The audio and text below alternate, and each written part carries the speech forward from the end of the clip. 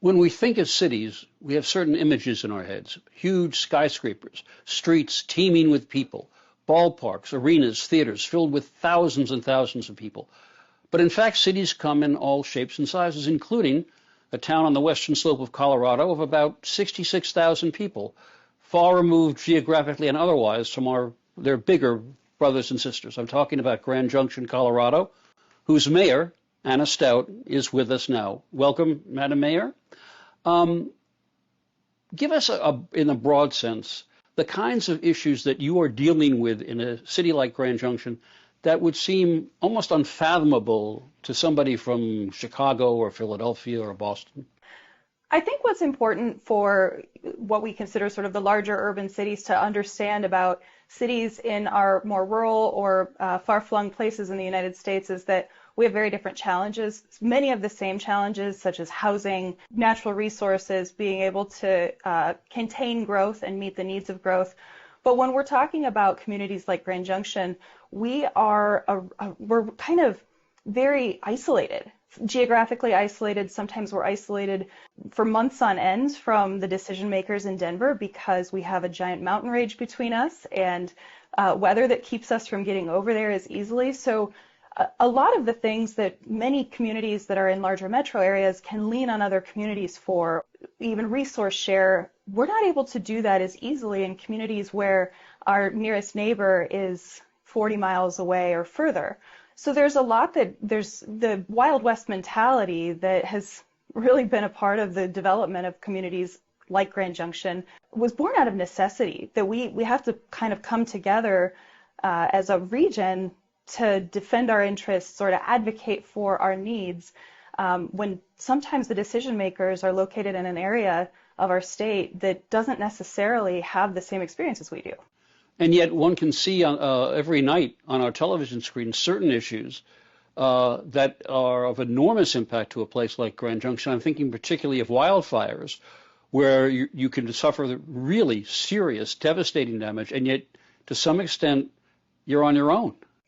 That's right, and that's, we definitely have a lot of mitigation programs in place that we're trying to ensure that we're lowering the risk of having to deal with something like that. But even when the wildfire is in a neighboring community, it threatens Grand Junction, it impacts our air quality, it draws our firefighters away to lend efforts to the fighting efforts.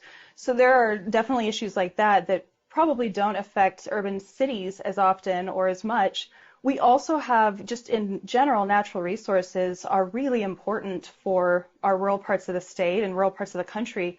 One that I think is very obvious and has been very much in headlines lately is water.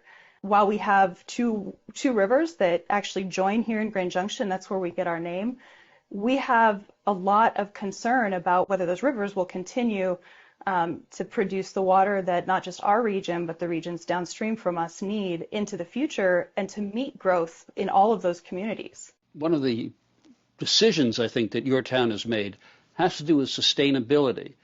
On your own, you seem to have made some interesting steps toward sustainability, toward recycling natural resources.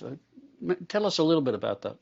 Yeah, that's so every 2 years our city council sits down and creates a strategic plan, and that includes identifying what our strategic priorities are going to be, and one of them is sustainability for us.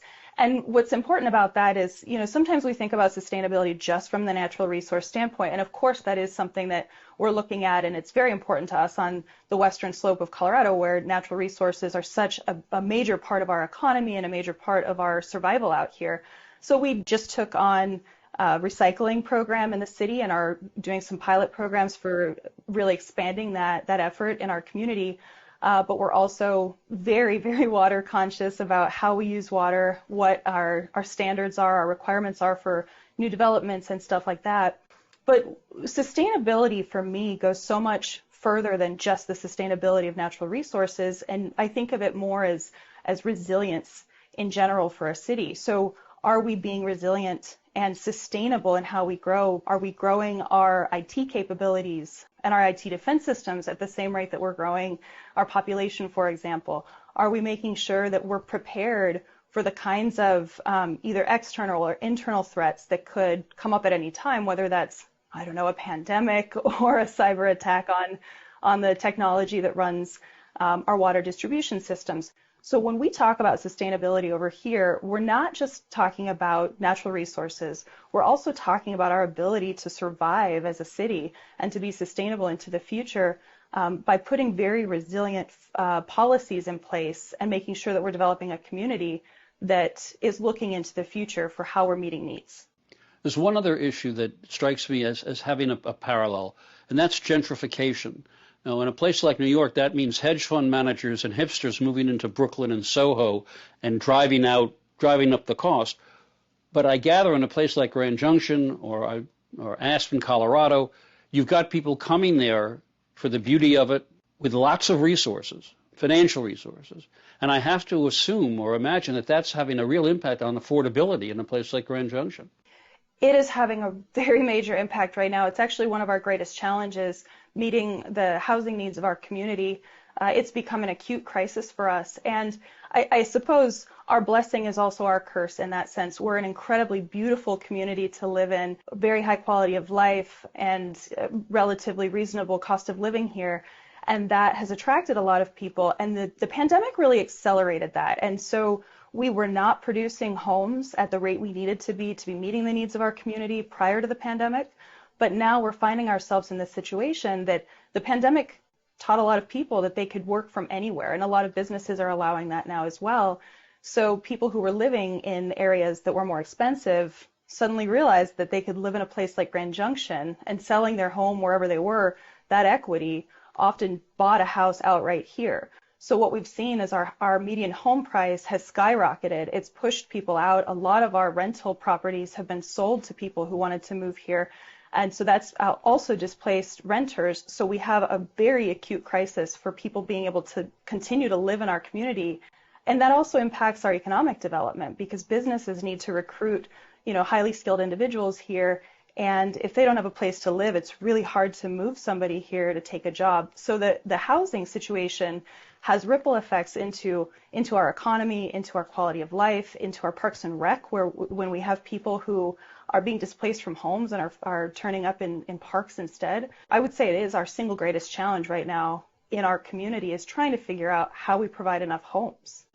All of which is a way of saying that if anyone is thinking of leaving a multi-million person city to find peace and restful quiet in a place like Grand Junction, you've got plenty of issues of your own, which is why we're very grateful that you have joined us to talk about some of them. Mayor Stout, thank you very much for being here today. Thank you.